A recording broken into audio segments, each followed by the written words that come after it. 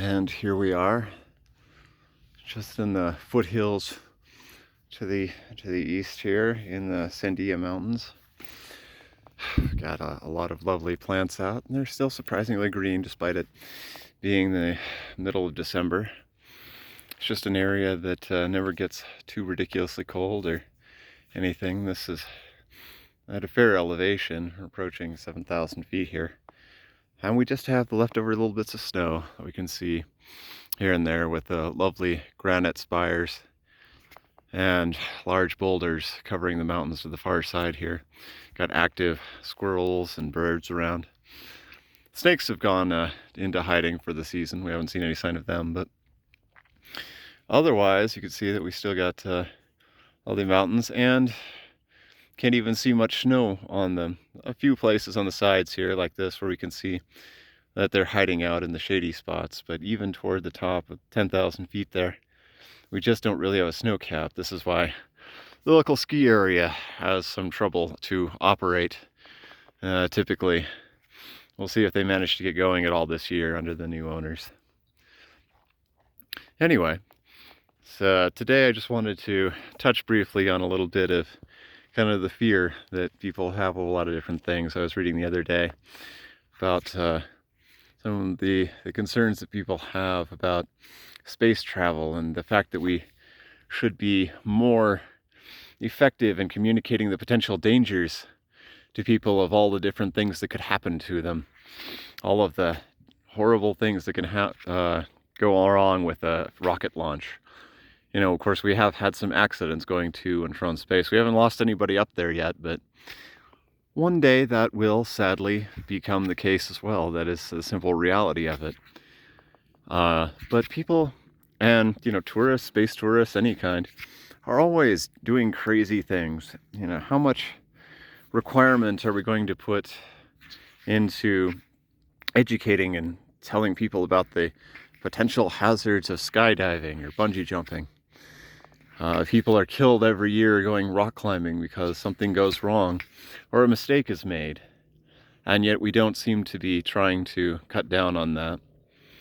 But, there are people who say that we should stop trying to go to space with any hurry because of the potential dangers, that we should sit back and make sure every last little thing is figured out. But every day when we go out of our front door, or heck, even before that, I mean, the majority of accidents happen at home by statistics because that's where we're at all the time. Just living, being up and doing anything is a potential risk. You can have greater or lesser risks, and we should do what we can to mitigate those within reason, but we have to also be willing to take risks and sometimes even excited to do so because, higher risk can bring greater reward. That is kind of always the balance that we have to strike. How much risk are we willing to take and how much reward is in the offing? And where is that balance going to be? Different people will find that they prefer different levels of risk and opportunity, but ultimately, if we want to achieve anything, if we want to get anywhere with our goals, we're going to have to accept some degree of risk and get out there and really push the boundaries.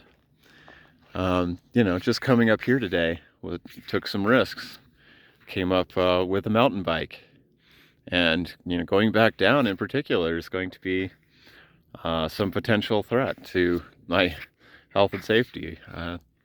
You can occasionally have a crash. That's why we wear things like the helmets here. You've got these lovely ways to protect your head, and that is a good protective option, a good safety choice to mitigate the worst of the risk.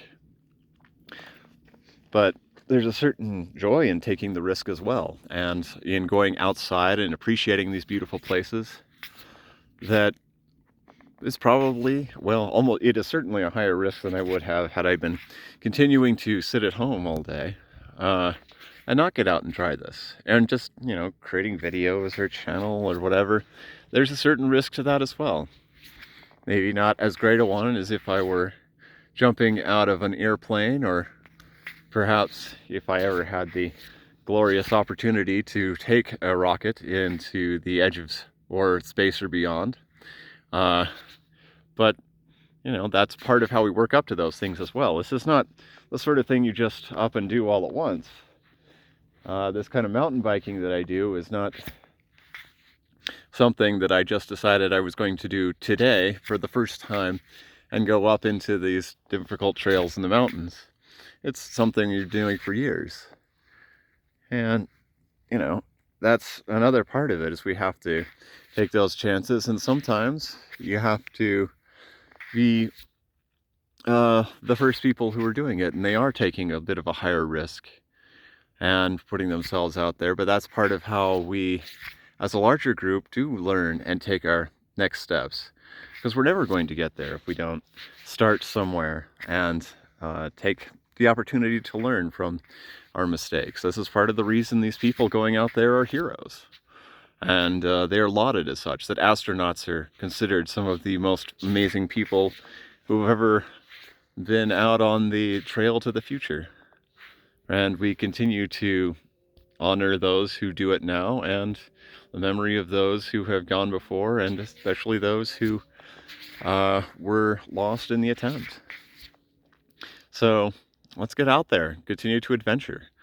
That's part of what we're going to keep doing. That's one of the reasons they keep making these videos. You know, get out, see spectacular things, explore not just beautiful and unique places like this, but also new opportunities, new experiences, and new ideas. And in doing so, take the chance that, yeah, I'm going to get some crap, or that somebody is going to yell at me, whatever it may be. Or that, you know, we have a potential mountain bike accident, but that, you know, it's all part of the opportunity to learn, explore, and grow. So we'll chat with you next time. Have a great day.